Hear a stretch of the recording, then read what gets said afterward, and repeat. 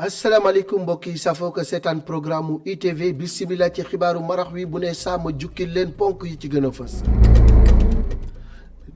saa yu weeru koor wi daal di jub see rek ñi nga xam ni ñoo di askan wi dañuy daal di dugg ci biir marché yi ngir rek wut li nga xam ni moom moo di rek lu ñu suturloo boo demee ca marché Tilène nag boo xoolee njaay ma nga ni ma ngay jalaañoo ñi nga xam ni dañuy jaay bisaab mbaa bokk ñuy jaay jën ak légumes ak lu ni mel seen i place duy nañ ko ba mu fees ci waa grossiste yi tamit naka noonu ñoom i tamit seen i place feesal nañu ko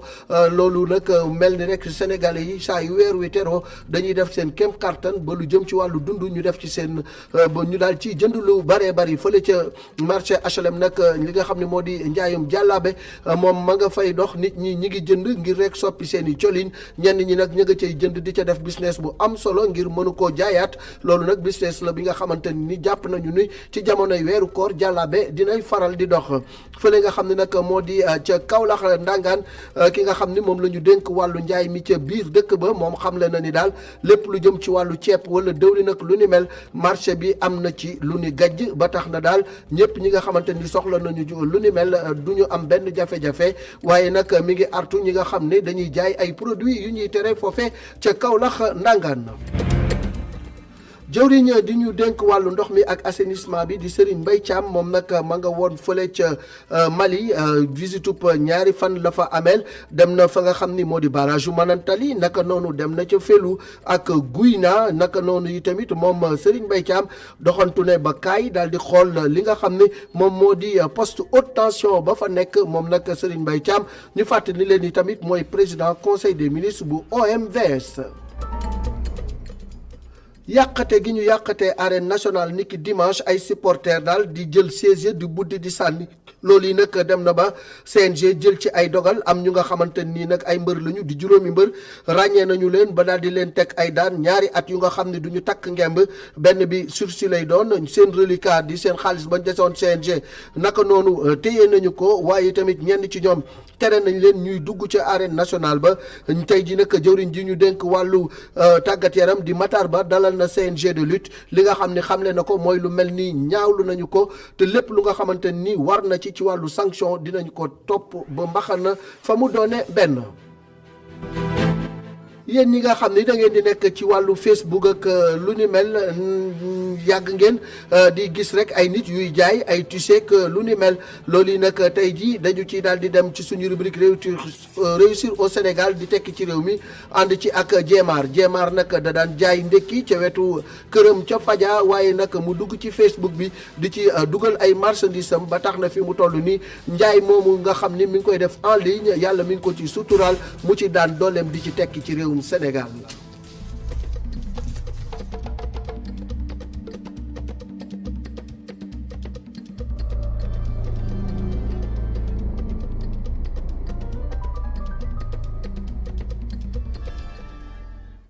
bisimilah ci faram-fàcce gi ak yaatal gi dañu koy doore ak weeru koor wi teru boo demee nag ca marché ya sénégalais yi fi mu toll nii ñi ngi daal di fas yéene soobu ci weeru koor wi di dem di ndugg ak lu ni mel fañ ca fële ca marché Tilène jaaykat yi ñoom seen i place daal di nañu koy duy marchandise boo demee am na ñi nga xam ni ña nga ca njaayum bisaab ma ñii di jaay légume ñii di jaay lu mel ni jën ak lu ni mel grossiste yi tamit boo fa demee rang bu metti nga fay fekk askan wi daal mu mel ni ñi ngi waajal weeru koor wi bu baax a baax Astou Kane ak Moussa Fall doxantu nañu ba fële ca marché Tilène. marché Tilène waxtu ndugu jot nit yi ñëw ngir waajal koor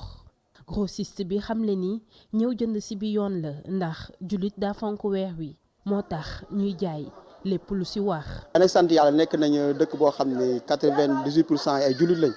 te dañu fonk weeru koor bu weeru koor ñëwee tax da ngay fàttali nit ñi. dañoo am problème mu xaalis wala dañu am ay soucis tellement que lépp luñ ci am nañ ko ciy def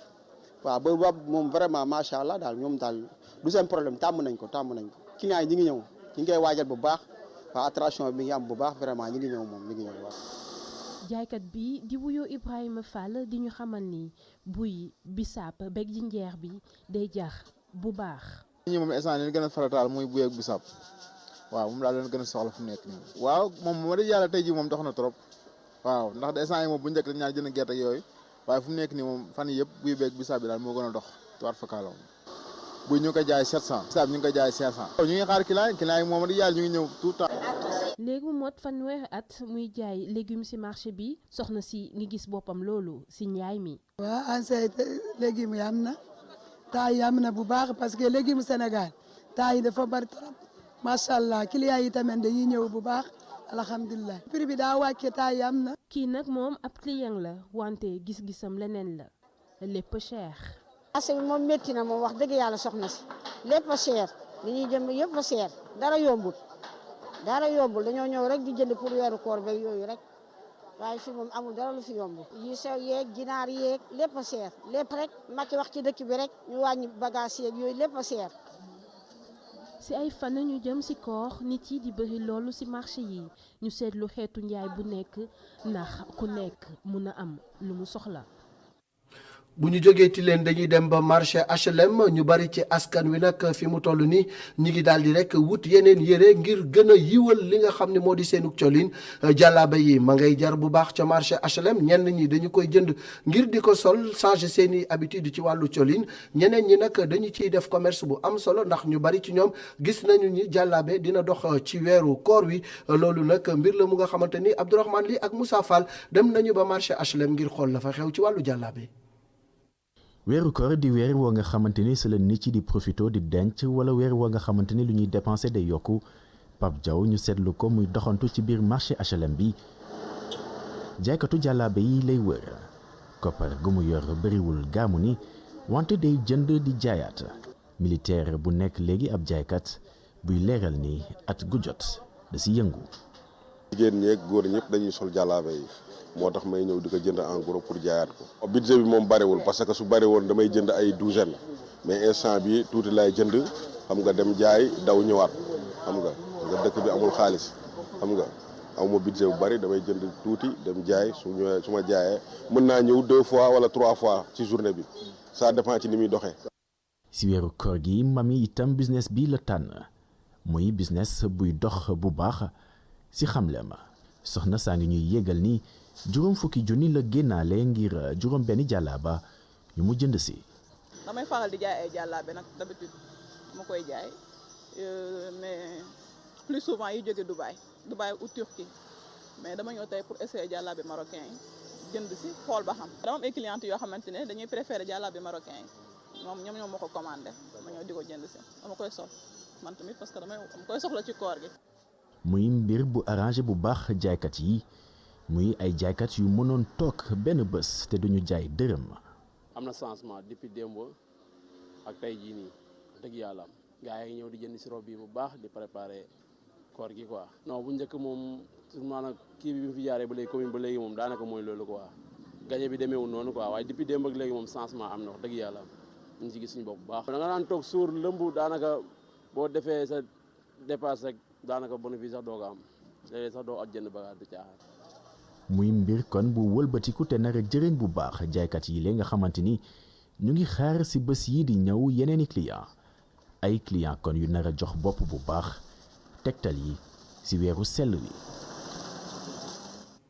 fële ca Kaolack ki nga xam ne moom la ñu dénk wàllu njaay mi ci diwaan ba moom daal mi ngi dalal xel yi xam na la ni nag marché ba lu jëm ci wàllu ceeb ay tonnes yu bari wàcc na fa dëwlin tamit naka noonu litre ya fa wàcc bari na lool xam le na ni daal benn manquement du ci am ci weeru koor wi waaye nag mi ngi artu ñëpp ñi nga xamante ni nii dañuy daal di dugal produit yu ñuy tere wala yu périmé ci biir marché bi ndax ñoom jël nañu seeni matuwaay Adama Sarr Astu Mbay. ku ne xam na ne lii di weeru koor nag nekk na ab weer boo xamee ne liñ ciy jëfandikoo ci ñam bari na lool li ni mel nag tax na ba bu ñu sukkandikoo ci ki nga xam ne moom moo di njiital service régional du commerce bu Kaolack daanaka lépp yemb na ci marché bi. dernier relevé bi ñu def wan nañu ni produit yi gën a utiliser vraiment doy na ci marché bi maa ngi ciy mën a jël exemple lu mel ni ceeb nga xam ni moom à n'importe quelle période au Sénégal dañ koy utiliser bu baax a baax. démb ñu ngi ci am stock bu 646 tonnes toutes les variétés confondues mooy variété ceeb yëpp parfumé beeg non parfumé beeg local bi yëpp soo leen boolee. diwlin bi aussi am nañ ci quantité bu doy parce que ñu ngi ci am suñu relevé démb yi 151 000 36 litres. La compagnie sucrière CSS assuré joxe ne assurance yu mat sëkk que suukar moom du manqué. L'autre produit bi mën a wax aussi ci weeru koor muy meew moom it mat na bari na ci marché bi parce que soo jëlee suñu relevé dem ci format wu 25 kilos bi sac bi rek am nañ ci 101 tonnes plus de 101 tonnes sur le format de 10 kilos am nañ ci 66 tonnes plus de 66 tonnes. Donc pour les autres formats aussi muy sachet yi 22 grammes 500 400 grammes 500 grammes yooyu aussi bu ci ne vraiment ay produits yoo xam ne la doy na sëkk ci marché bi. lu aju nag ci ñam yu bon yi nga xamee ne léeg-léeg dañ koy dugal ci marché bi ngir jaay ko ñi nga xamee ne nag ñoom ñoo di waa service régional bu commerce bu Kaolack jël nañ matukaay yi yëpp. Au niveau du service du commerce période yu mel nii bés bu jubsee muy période. Par exemple Korité Ramadan Tabaski contrôle bi jëm ci yooyu dañ koy yokk dañuy yokk vraiment accentuer contrôle bi ci wàllum qualité produit yi parce que aussi di nga gis koo xam ni dina ci boole lu ci bokkul parce que liy dugg ci marché bi mooy bari ñu nit war nañu pare pour vraiment mën a gën a protéger les consommateurs donc ñuy dañuy yokk suñuy contrôle jëm ci loolu. looloo war a sax muy ñaax ñi nga xamee ñooy def li ni mel ñu bàyyi ko. gëm naa ni ci weeru koor lañ dugg ay weeru ngëneel la ku si ne am na loo ci bëgg vraiment ci sa wàllu diine gëm naa ni tamit nekk ci jaamu yàlla ba pare di ci def leneen ndax sur le plan xaalis loolu gëm naa ni amul solo. consommateur bu nekk sa contrôleur bopp la ngay consommer nga mën ko xool soo ci gisee loo xamante ni jaarul les services de l'État sont là service de commerce mi ngi fi service d'hygiène mi ngi fi soo ñu saisir la ca war dinañ ko def. lu aju nag ci njëgum diwlin ji nga xamee ne yokku na rawatina bu 20 litres yi ay matukaay jël nañ ko ngir indi ci ay saafara balay yàgg. dañu naan yow dem ba Mali jëwriñ ji nga xam ne moom la ñu dénk wàllu ndox mi ak assainissement di Serigne Mbaye Thiam nekk tamit président conseil des ministres bu OMVS ma nga woon ca réewum Mali naka noonu nag moom def na doxantu ngir nemmeeku rek fële ca barrage u Manantali naka noonu Felu ak Guyna moom nag ci journée bu njëkk bi Serigne Mbaye Thiam yi tamit dem na ca barab ba nga xamante ni nii moom moo di Kaay daal di fay visiter poste ba nga xam ni mooy joxe wàllu courant bu fort bi naka noonu yi tamit xool na li jëm ci barrage hydroélectrique bu Felu waaye tamit dem na ba ca chantier bu barrage bu Guyna loolu yëpp ngir saytu lu jëm ci wàllu liggéey baak lu ni mel naka lay doxee Matar Nguer Cheikh Diop ñoo fa teewaloon immédiat. jëwriñ ji yor wàllum ndox mi agsi na tey jii ci Mali ngir ab tukkib nemmeeku ci bërëbu liggéeykaay yu OMVS nga xam ni kuréel la gu ëmb réew yi di Sénégal Mali Mauritanie ak Guinée Serigne Mbaye Thiam moo doon ki jiite kuréelug jëwriñu OMVS bi mu agsee ci aéroport bu Kaay naataangoom Seydou Lamine Traoré moo ko dalal muy tukkib nemmeeku ñaari fan ci bés bu njëkk bi la dem seeti poste haute tension bu Kaay di région bi gën a mag ci Mali digganteem ak Bamako 618 kilomètres dox ci poste bi nekk ci Kaay day jokkalante courant bi ñuy togg ci centrale hydroélectrique yi ngir mën koo tasaare ci réew yi nga xam ni ñoo bokk ci OMVS. courant bi nga xam ne yëpp mooy jógee ci barrage yooyu foofu lay yegg si ñun ñëpp gis nañu ligne bi nga xam ne moo koy yóbbu Mali bii di ko yóbbu Mauritanie bii di ko yóbbu Sénégal. bi mu jógee foofu ci la dem ci barrage hydroélectrique bu Felu maanaam ndox mi la ñuy jëfandikoo ngir mën cee génne courant. barrage bi nag lu toll ci juróom-ñetti fukki milliards ak ñaar lañ ko tabaxee. centrale hydroélectrique boobu tamit gis nañu liñ ko liggéeyee muy liggéey bu mucc ayib ak xarañ biñ ko defee ba nga xam ne am na courant bu muy yokku ci li nga xam ne moom la suñu réew yi jëfandikoo. te centrale boobu Felu juróom-ñetti fukki milliards ak ñaar moo ko tabax. bés bu njëkk bi mu def ci tukki nemmeeku bi muy amal ci Mali moo ngi ko jeexal ci bërëb bi OMVS di tabax muy barrage hydroélectrique bu Guyna nga xam ni lu mu nar a defar ci courant ci at mi moo ngi toll ci diggante 570 ba 621 gigawatts ci at mu nekk. Guyna ñetti at ci ginnaaw fii dara amu fi woon ay xeer rek la woon ak suuf ak ay garab. ingénieurs yi fi nekk nee nañu fekk ñaari weer groupe bu njëkk bi dana dox. di indi électricité. ñi jiite liggéeyu barrage bi nag àpp nañu noppiteeb liggéey bi ci weeru mai bi di ñëw.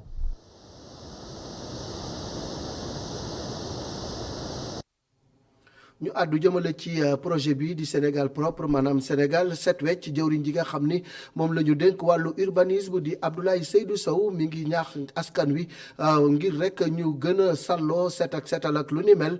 ci campagne bi nga xam ni moom la ñu tuddee Sénégal zéro déchet maanaam benn tilim bu mu am ci réew mi moom ministre bi nag mi ngi woon ci banlieue wu Dakar bi mi ngi wax population yi nag projet boobu ñu def ko seenuk moomeel bu ko defee mbir mi daal di gën a yéwén ministre Abdoulaye Seydou Sow ci micro Mamadou Lamine Fati.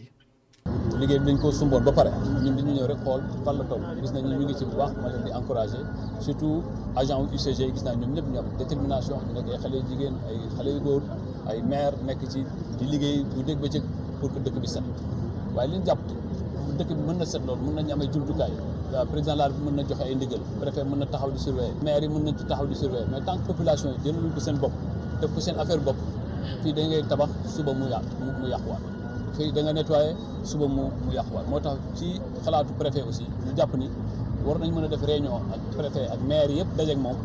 xalaat ni lan la ñuy def ba nga xam ni fi amoon mbalit ñu mën koo dindi mais aussi mbalit bañ fa amaat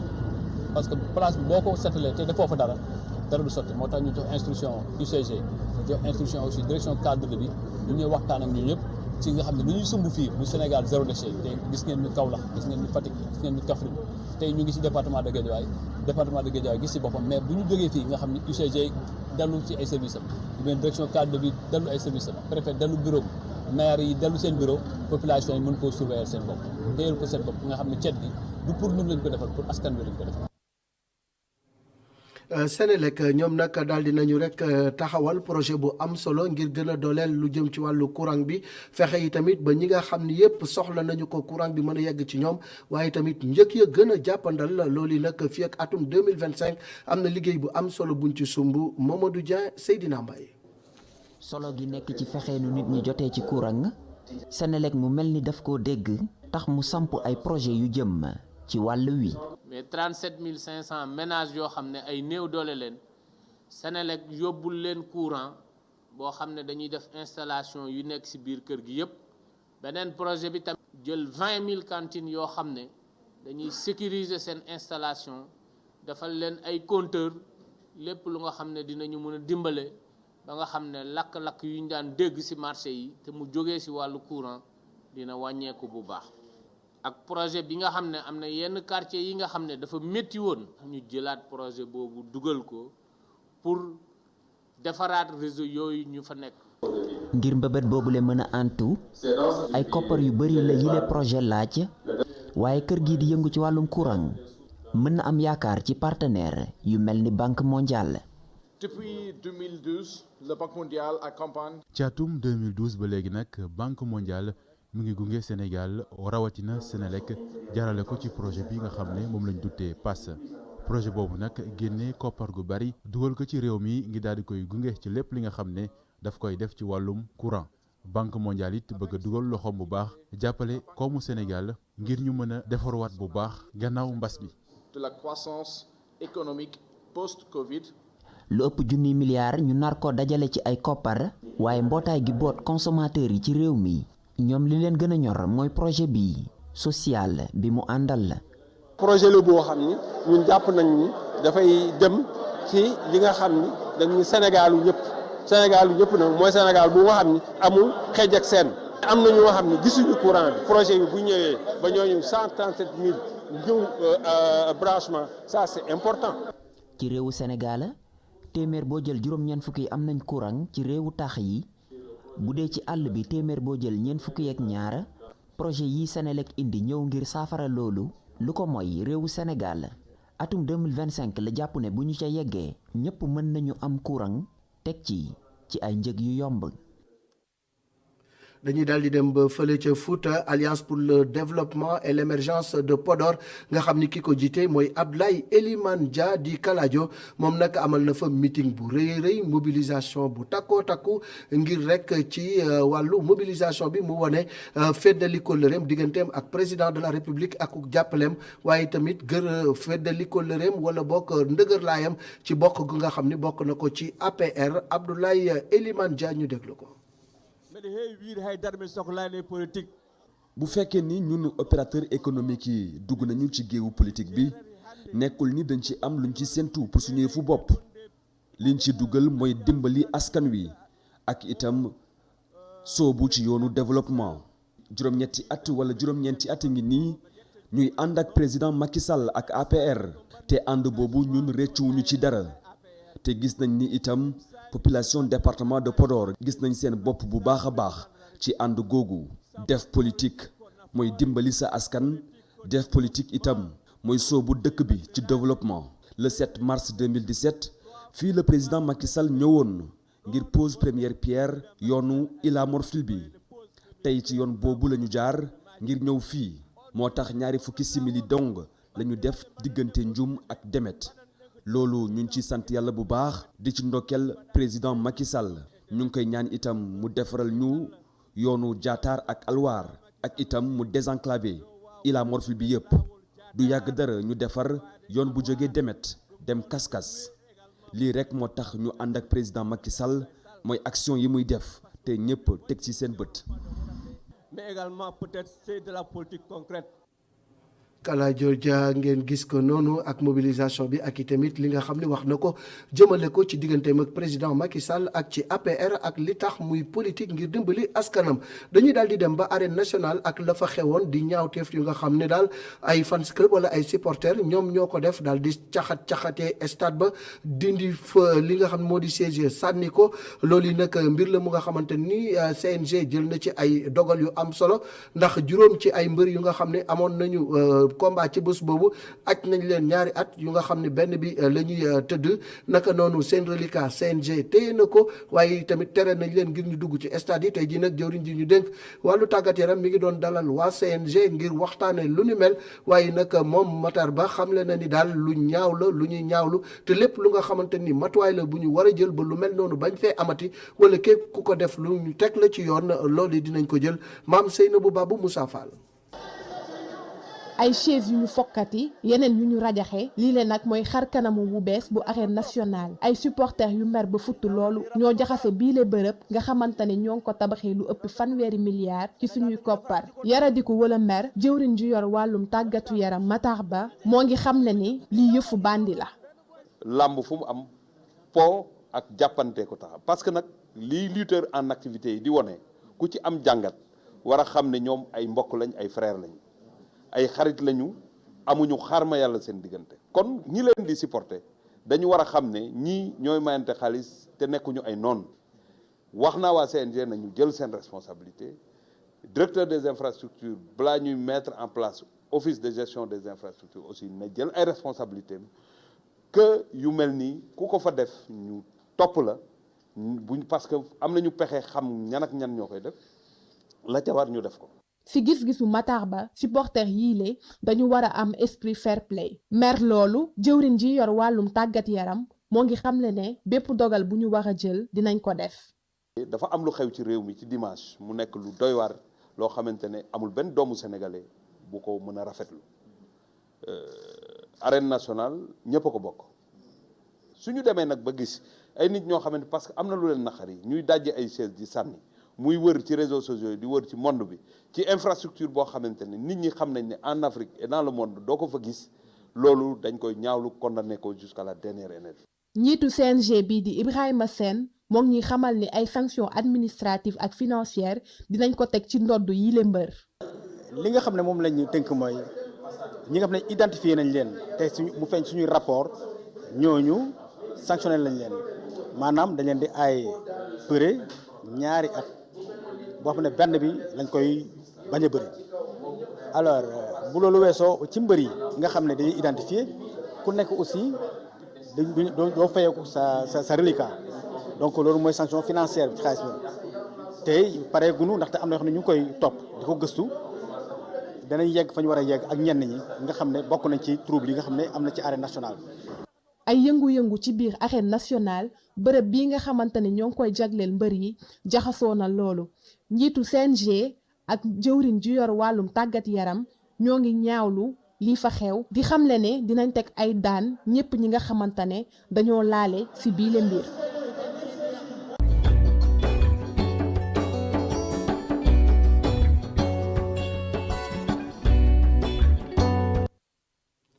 tekki ci réew mi lu mën a nekk la kenn di ko firndeel ndax ñu bari ci ñun léegi-léegi ñu dugg Facebook gis ci ay jigéen yu nga xam ne dañuy dugal marchandise mu ñuy jaay kenn ci ñoom nag di Jéemaar moom daf daan jaay ndekki ca wetu këram waaye nag dugg na ci Facebook bi di fa publier ay marchandise am ba tax na commerce boobu nga xam ni moom la ñuy wax commerce en ligne moom mu ngi ciy gis boppam di ci daan dooleem di ci tekki ci biir réewum Sénégal Oumar Kane Moussa Fall.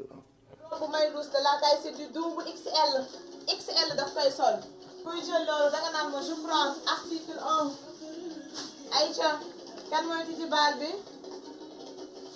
nii la jee di jaayee ay yére en direct ci page am Facebook fu ay junni nit di xool li muy def bés bu nekk mi ngi ñuy xamal ni muy demee. direct bi dañuy teg comme ring light bii nii moom laay utiliser ñu teg téléphone bi damay sol article bi ma proposer leen ni leen article bi ku koy jël danga naan je prends article temps ma jox la ko boo waxee je prends article par exemple su ma nee direct bi ku koy jël danga naan je prends article 1 danga naan je prends article 1 plus sa numéro de téléphone je travaille avec mon frère su yeewoo moom mooy lay woo ñu livrer la ko. mu nekk méthode boo xam ni daanaka moo sauvé collection bu njëkk bi mu defoon te mënu ko woon jaay. j'ai fait ma première collection en mars 2020 j'ai fait la collection mais marché wul woon noonu c'est sur photo lañ ko jëloon et tout léegi j'ai vu les filles ñiy def direct sur Facebook j'ai contacté Nathalie Anne maa ngi koy nuyu de passage ma ni ko Nathalie dama bëggoon def live sur Facebook pour vidéo yére yi nga xamante ni moom laa defoon collection parce que def naa collection bi mais mooy loolu Nathalie elle m'a expliqué ma ne ko nan laay def pour jënd passe mu expliqué ma elle m'a fait tout comprendre mu dugal ma ci entre nous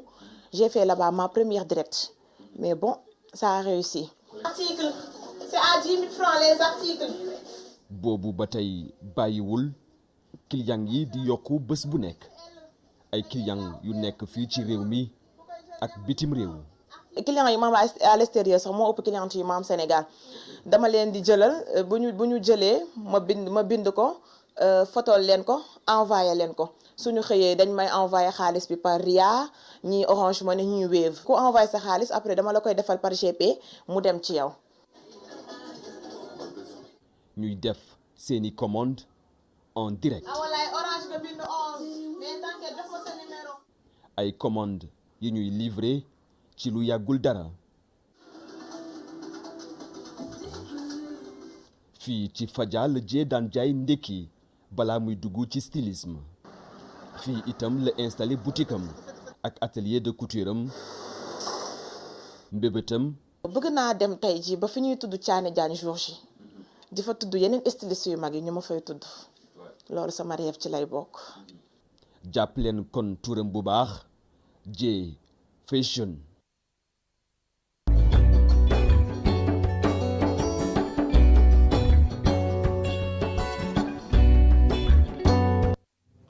waaw Kumba Jéemaar J Fashion ci wàllu live Facebook mu ci góorgóorlu ba di ci jaay ay marchandises am fii ak bitim réew mu mel ni que tekk ci réew mi lu war a mën a nekk la ñu ngi leen di jaajëfal ci topp bi ngeen di topp programme ITV ñuy jaajëfal jëwriñ Njaga Seck ci wàllu réalisation bi naka noonu Modou Diouf